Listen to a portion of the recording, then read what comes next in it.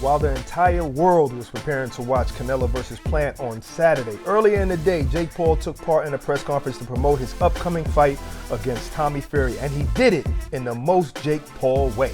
Take a look. I wrote this. I'm upset that Tommy's not here. I know he's taking care of his mother, and I respect that. As a man, and I hope she's okay. I hope the family's gonna do well, but I got a little something for him. Roses are red, violets are blue. In his first obligation, Mr. Fury couldn't come through. No worries, only stress for a few. I'm used to promoting my fights alone. I just didn't think I'd have to do this one too. Carrying the marketing sales, oh Lord, what's new? And y'all wonder why the highest paid boxers are me and Canelo, top two. After all this though, I will say Tommy has a lot of spirit. A lot of Spirit airline miles. Tommy is still saving up to be able to sit in the aisles. Roses are red, violets are blue. December 18th, Tommy Fury, you will be on the canvas. Kissing my shoe. Like I said, in the most Jake Paul way. And it sounds like he wrote that probably that day because they found out that he wasn't going to make it, and he was referring to him not keeping his obligation. But putting all of this stuff aside, because he's good for doing a lot of promotion outside of the ring, but on a scale of 1 to 10, what's your level of interest in this particular fight between Tommy Fury and Jake Paul? I'll tell you what, Barack. Initially, I had interest when this fight was first announced because it was kind of legitimately the first boxer that Jake Paul was going to face off. And we all want to know what that looks like, how effective he can really be, even though it was somewhat of an entertaining fight against him and Woodley. But we're talking about a boxer who's alongside heavyweight champion of the world in Tyson Fury, who can give him all the advice in the world. He has his stance of somewhat, better than everybody that Jake's faced. But I'm kind of losing interest. I don't know why. I'm not as interested as I was before. Now, I like the whole Spirit Airlines joke, and Jake he's witty when it comes to trolling, as you always say. So maybe his trolling will keep people interested enough to tune in on that fight night, and I might be one of those fight fans. But I think Jake is good for boxing in a lot of other ways, Barack. As you always mention, what he's done for Amanda, and just the new eyes that he brought to the sport.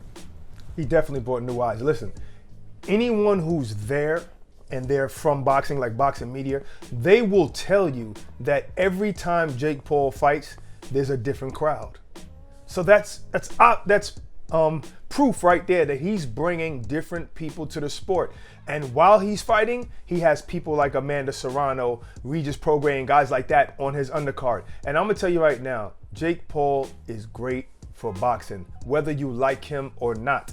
He's getting real legitimate boxers paid.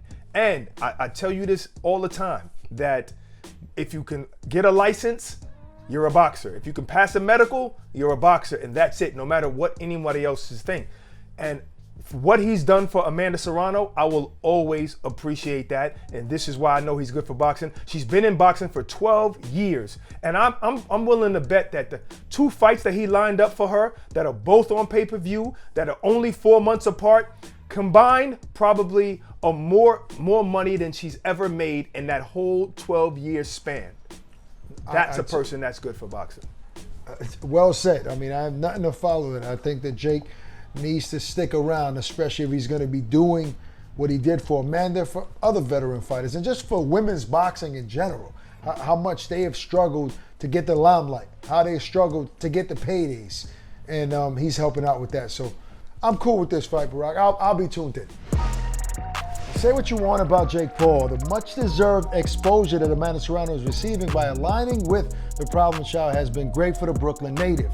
On Monday, it was announced that Serrano will face Miriam Gutierrez on the undercard of Jake Paul versus Tommy Fury, December 18th. Now, Barack, I mean, we know the fight that we want to see. The end goal for Amanda is Katie Taylor, right? So is this opponent, Gutierrez, the next best thing? Or is she on the right path? Yes, absolutely. This is the perfect fight for Amanda Serrano. Gutierrez literally just fought. Matter of fact, she just fought this past weekend. But she fought, a tune-up fight.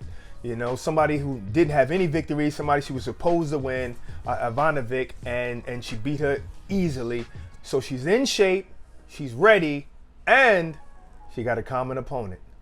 Well, it's not really common. Supposedly, it's going to be common, and that's Katie Taylor. Her only loss in her whole career is by Katie Taylor. Katie Taylor dropped her in the 4th round, so it shows that she can get hurt. Katie Taylor has only about 6 knockouts, and you know that Amanda Serrano has a lot, like 30 knockouts. This would be a nice benchmark for her right now. If she can get Gutierrez out of there, what is that going to say? That's obviously going to make everyone say this fight has to happen. Another reason why I say Jake Paul is good for boxing.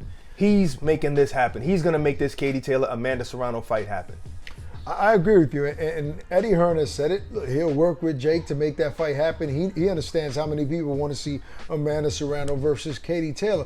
But Rock, that's the best fight in women's boxing, and this is not a shot at Clarissa. I mean, Clarissa is the GOAT.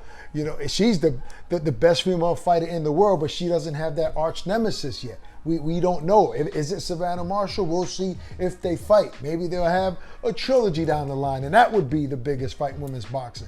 But Amanda Serrano versus Katie Taylor right now is the best fight in women's boxing. So I like this path right there that they're taking. Obviously, Katie's going to be fighting in December, defending her straps.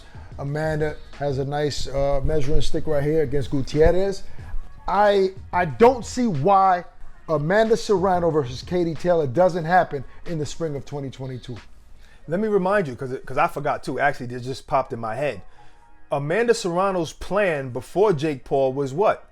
To stay at 126 and gather up all the belts, because there were 3 other women that were undisputed champions. So she wanted to be in that fold as an undisputed champion. Jake Paul comes into the picture, puts her on pay-per-view, gives her biggest payday, and now she's went right back up to 135. Now Gutierrez is a natural 135 pounder. That's where she's been fighting at. And so he forced Amanda Serrano by giving her the opportunity, showing her the opportunity to go up to 135. If it wasn't for Jake Paul, we might not be seeing this, 1, that soon, 2, maybe not at all. Yeah, I don't know. I'll be glued to the screen when Amanda fights Gutierrez. I want to see how she performs, because I'm going to be taking Katie Taylor for sure.